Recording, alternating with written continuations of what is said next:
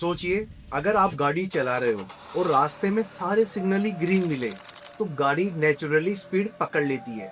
आज Indian stock market में भी कुछ ऐसा ही देखने को मिला। एक नहीं, दो नहीं, बल्कि 7 ऐसे ग्रीन सिग्नल देखने को मिले जिससे मार्केट ने स्पीड पकड़ ली।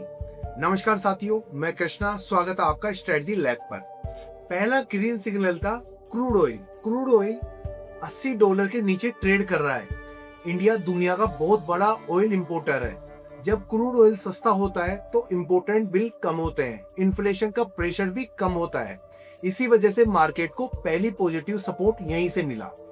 दूसरा ग्रीन सिग्नल मिला डॉलर इंडेक्स से। डॉलर इंडेक्स भी 101 के नीचे ट्रेड कर रहा है। स्ट्रॉन्ग डॉलर का मतलब होता है फॉरेन इन्वेस्टर मार्केट से पैसा निकाल सकते हैं, लेकिन जब डॉलर वीक होता है तो इंडिया जैसे मार्केट अट्रैक्टिव उन्हें लग रहे होते हैं। यही वजह थी कि मार्केट का सेंटीमेंट और स्ट्रॉन्ग हो गया। तीसरा ग्रीन सिग्नल मिला एफआईआई की लगातार बाइंग से। एफआईआई लगातार बाइंग कर रहे थे। यहाँ रिटेल इन्वेस्टर हेडलाइन को देख रहे होते हैं, लेकिन स्मार्ट मनी कैश फ्लो को देखता है। जब एफआईआई लगातार पैसा लगाते हैं तो मार्केट को एक नया सपोर्ट और स्ट्रॉन्ग सपोर्ट देखने को मिलता है, और इसी वजह से आज की रैली और भी मजबूत देखने को मिली।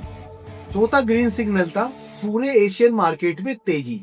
जब जापान, हांगकांग और दूसरे एशियन मार्केट पॉजिटिव होते हैं तो इंडियन मार्केट को भी कॉन्फिडेंस मिलता है। ग्लोबल सेंटीमेंट पॉजिटिव था और उसका सीधा इम्पैक्ट निफ्टी पर देखने को मिला। पांचवा ग्रीन सिग्नल था पीसीआर। पीसीआर यानी पुट कॉल रेशियो 1 से ऊपर था। इसका सिंपल मतलब था मार्केट में पुट राइटिंग और बुलिश पोजिशनिंग ज्यादा थी, यानी ऑप्शन ट्रेडर्स पैनिक में बिल्कुल भी नहीं थे, बल्कि मार्केट को सपोर्ट कर रहे थे। अब बात करते हैं छठे ग्रीन सिग्नल की, वो है इंडिया विक्स। इंडिया विक्स फिर से नीचे आ गया। विक्स को फियर इंडेक्स भी कहा जाता है। जब विक्स गिरता है तो इसका मतलब होता है मार्केट में डर कम हो रहा है, और जब फियर कम होता है तो बाइंग में कॉन्फिडेंस बढ़ जाता है।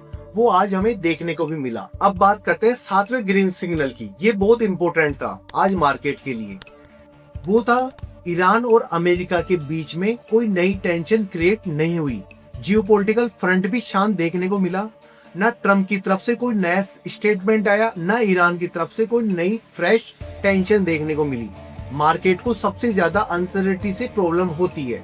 जब नया रिस्क क्रिएट नहीं होता तो इन्वेस्टर रात की सांस लेते हैं, और वही रिलीफ बाइंग मार्केट में देखने को आज मिली। तो दोस्तों, आज मार्केट सिर्फ एक न्यूज की वजह से ही ऊपर नहीं गया था, बल्कि क्रूड ऑयल के सस्ते होने से, डॉलर के वीक होने से, एशियन मार्केट के ग्रीन होने से, पीसीआर के बुलिश होने से, इंडिया विक्स के गिरने से, जियोपॉलिटिकल टेंशन नहीं बढ़ने से, और साथ में सबसे इम्पोर्टेंट एफआईआई की लगातार बाइंग से मार्केट में पॉजिटिव सिग्नल देखने को मिले। जब इतने सारे ग्रीन सिग्नल्स मार्केट को देखने को मिलते हैं तो मार्केट की डायरेक्शन अपने आप ही पॉजिटिव हो जाती है। लेकिन याद रखिए, एक दिन की रैली से ट्रेड कंफर्म नहीं होता, इसलिए अगले सेशंस में आप एफआईआई का डेटा, ऑप्शन चेन और ग्लोबल मार्केट को क्लोजली देखना बहुत जरूरी होगा।